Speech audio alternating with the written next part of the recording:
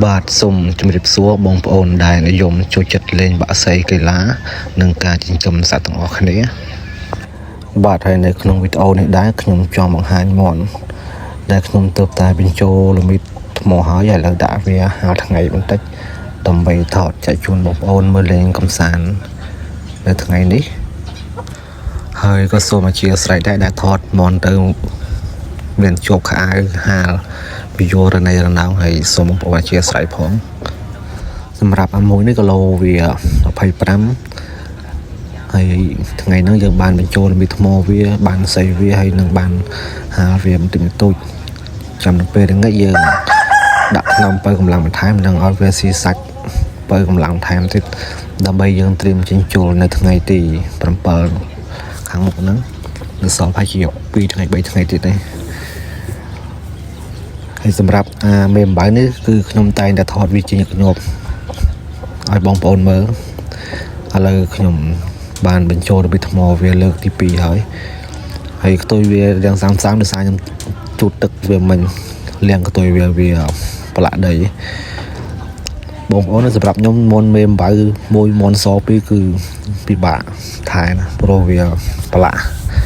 ហើយដីយើងវាសើមផងអញ្ចឹងរាងពិបាកថែមតិចហើយសម្រាប់អាមេអំបៅនេះគីឡូវាស៊ីន28ខ្ញុំថ្លឹង2ដងហើយសាច់ចូលដៃក៏ល្អកម្លាំងវាក៏មានហើយឥឡូវនៅតែយើងបំពន់វាបន្ថែមទៀតបំពន់លើចំណីលើថ្នាំចាក់បន្ថែមទៀតដើម្បីឲ្យវាមានកម្លាំងជាងនឹងពេលចូលទៅយើងមានជំនឿចិត្តលើវាមិនសូវភ័យមិនសូវខ្លាចព្រួយបារម្ភទៅលើរឿងកម្លាំងវារឿងស្ទុះរបស់វាសម្រាប់ខ្ញុំគឺថែមន់ព្រឹកឡើងសៃនឹងថ្ងៃឡើងឲ្យវាដើរទៅស្លាប់ជាធម្មតាហើយថ្នាំប្រើគឺខ្ញុំប្រើដល់3-12ទៅបងប្អូនត្រៀបចេញចូលប្រើ3-12មួយថ្ងៃ2ថ្ងៃមុនតែសម្រាប់បងប្អូនត្រង់ផ្សេងបើសិនជាមានវិធីសាស្ត្រឬក៏មានថ្នាំណាល្អជាងនឹងសូមជួយណែនាំនៅក្នុង comment ដើម្បីឲ្យខ្ញុំបានដឹងផងព្រោះការថែមាន់ការត្រៀមមាន់ចេញចូលគឺការថែផ្សេងពីគ្នាត្រង់នីមួយអញ្ចឹងសម្រាប់ខ្ញុំថែបែបត្រង់ខ្ញុំអញ្ចឹងតែបើបងប្អូនមានកំណត់ឬក៏មានយោបល់អ្វីដែលចង់ចែកចម្លែកសូមបងប្អូន comment ខាងក្រោមមកអញ្ចឹងសម្រាប់មាន់ដែលយើងចេញចូលគឺយើងចង់បានសមិទ្ធផលមួយដែលល្អគប់3តែយើងចង់បានសម្រាប់អាមួយនេះគឺយើងបានបញ្ចូលរមីថ្មដែរគឺមាន់ចាស់ដូររោមចិត្តហ្នឹងឥឡូវយើងបញ្ចូលរមីថ្មវាយើងសៃត្រៀមកម្លាំងវាដើម្បីឲ្យវាស្រកខ្លាញ់ព្រោះឡើងខ្លាញ់ច្រើនពេក